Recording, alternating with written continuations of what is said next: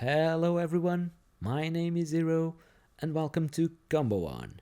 This is the part 2 of our top 5 lists for wildcards to craft for Brawl, and if you haven't seen the previous video for commons and uncommons, take a look, it's on your screen somewhere. Stay until the end because there's a note that I leave you, a tip that's very important in my opinion to be aware of as you are crafting cards for any format in Arena, and it's very relevant, so take a look at the full video because it will be very helpful going forward. And to this video specifically, it will also be very helpful because you will need some rares and mythic rares to craft. The rares of course are trickier to rank in a comprehensive manner, but that's not stopping us from trying. We need to make another disclaimer for this video, straight up, because all the best lands in the format are rares, and you'll most likely need to craft lands for your multicolored decks, and you should. But I wouldn't prioritize crafting the lands for Brawl specifically. The way I did this was I played other formats like Standard, like Historic, any other constructed format in Arena, and I crafted the lands that I needed for my constructed decks, and I ended up scavenging them for my Brawl decks as well. I'd prioritize fetch lands, triomes, shock lands, anything that you can fetch with the fetch lands, and eventually maybe the pathways or the verges. These are my favorite lands for Brawl, but as I said, I would just use the rare lands that I have accrued throughout other formats to build up my own Brawl decks. There is no good rule without an exception, so at number 5, Plaza of Heroes and Nykthos Shrine to Nyx are two lands that go into pretty much every deck that I build in Brawl. Plaza of Heroes taps for colorless, taps for 1 mana of any color that you can use just to cast a legendary spell, or it taps for colored mana from any color among legendary permanents you control. So it's mana fixing for your commander, and as soon as your commander is out, it taps for any color. Then you can pay 3 and exile it to give Hexproof and Indestructible to target legendary creature until end of turn, so it's also protection for your commander if you get stuck on a pinch. Nykthos, on the other hand, taps for colorless mana, and you can pay 2, choose a color, tap Nykthos, you add mana to your mana pool equal to the amount of devotion that you have to that color. So if you are heavy leaning on to any color, Nykthos will be a great mana accelerant. So Nykthos is one of my favorite lands, and it's very expensive for a lot of reasons, but it's also very good both in Commander and in Brawl. On to number 4, we have Rusko, Clockmaker, which is an alchemy card that's 2 rares into 1. Rusko just conjures a midnight clock onto the battlefield, which is another rare. It rumps you a little bit, gets counters onto your midnight clock, which is eventually card advantage, and he also kind of drains your opponents whenever you cast an on-creature spell, which there are plenty of in Brawl. So if you are running any sort of control deck that runs blue and black, Rusko is one of the best creatures in the deck, and most times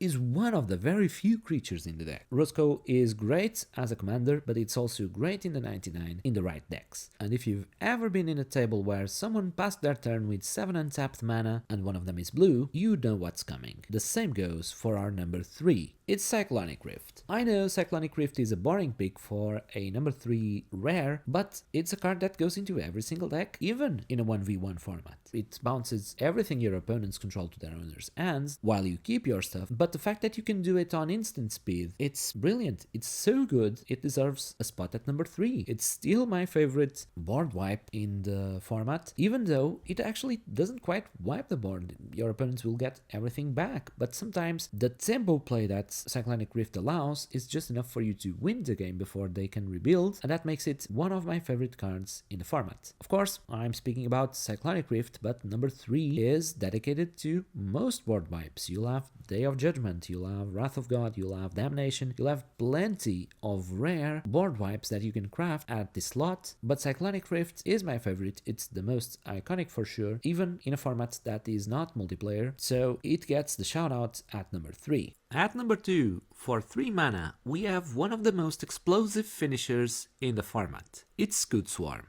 Scud Swarm is a 1-1 with landfall. Whenever a land enters the battlefield under your control, create a 1-1 insect creature token. Until then, everything's normal. The second part of the landfall trigger is where it gets really good. If you have 6 or more lands, instead create a token copy of Scud Swarm. So it gets out of hand really quickly and it gets exponentially wide because first you make a copy, second turn you play your land for the turn, you make 2 more Scud Swarms, the next time a land enters the battlefield you are making 4 more copies, so in no time, especially if you are a landfall based deck, Scud Swarm will fill your board with so many creatures that you can't keep the track of, and in Arena the good part is that the game makes the math for you, so you don't need to keep track of how many Scud Swarms you are creating each turn, but even Arena has trouble keeping track of just how many Scud Swarms you are making before you win games sometimes, because it really gets crazy.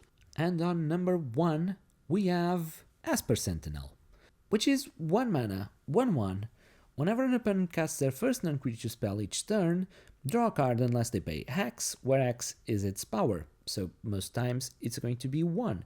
This is a rare, tiny and cheap Rhystic Study. It only triggers once a turn, not for every non-creature spell, but it's still very good, and coming down at turn 1, Esper Sentinel will accrue you so much card advantage that it will be enough for you to get a grip on the game much sooner than your opponent, and it's my favorite rare for the format. Of course, I haven't mentioned Rhystic Study as a wildcard for you to craft, because in Arena, Rhystic Study only comes on as a mythic, so Esper Sentinel does that job as a rare, and the mythics will be free of Rhystic Study. On to the precious mythics.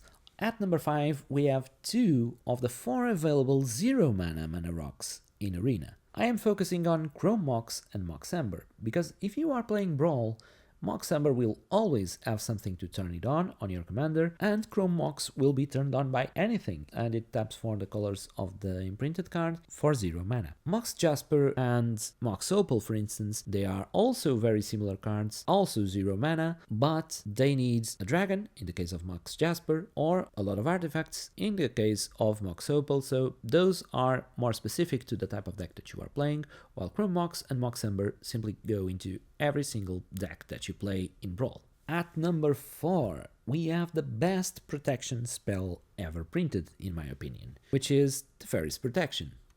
Until your next turn, your life total can change and you gain protection from everything. All permanents you control phase out and you exile Teferi's Protection. It's 3 mana, instant, it saves your creatures from a board wipe, it saves you from an infinite combo, it saves you from a lot of things. And Teferi's Protection goes into every single white deck that I build, not because I need to protect something, but because it's simply you don't lose the game this turn, and that's 3 mana, take an extra turn in white. It's a great card, it's very, very, very cheap to cast for what it does, and bringing some justice to a very underrepresented color in this list, our number 3 mythic is Chandra, Hope's Beacon. And Chandra is my favorite planeswalker for the format. She is 6 mana, so very expensive, but she has a +2 that adds 2 mana in any combination of colors, so if you are at 6 mana you can cast Chandra and something at 2 mana on that same turn, so it's not that bad, and the fact that she has that +2 that adds 2 mana makes her function pretty much as mana acceleration for the next turn as well, so that is the lowest ceiling that Chandra has. Chandra has a static ability that whenever you cast an instant or sorcery spell, you copy it and you may choose new targets for the copy. This triggers only once each turn, yours and your opponent's, and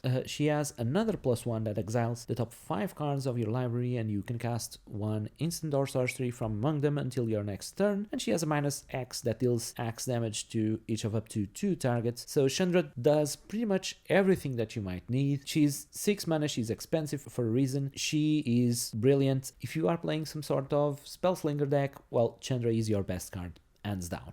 And for number 2, if I had to tell you that I picked an artifact from the Lord of the Rings set, I think you would guess wrong. My number 2 is Palantir of Orthanc. It's 3 mana, and at the beginning of your end step, you put an influence counter on it, and you scry 2. Then, target opponent may have you draw a card, and if they don't, you mill X cards, where X is the number of influence counters on Palantir, and that player loses life equal to the mana value total of those cards.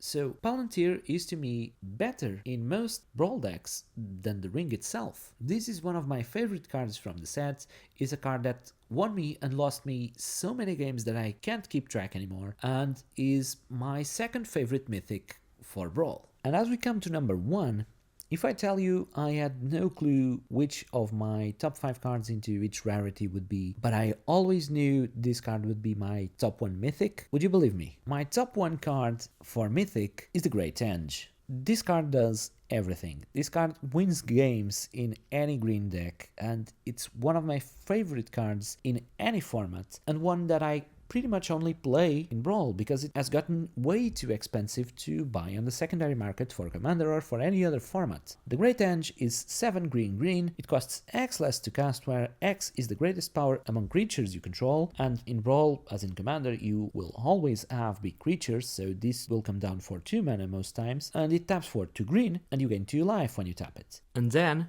whenever a non-token creature enters the battlefield under your control, put a +1/+1 counter on it and draw a card.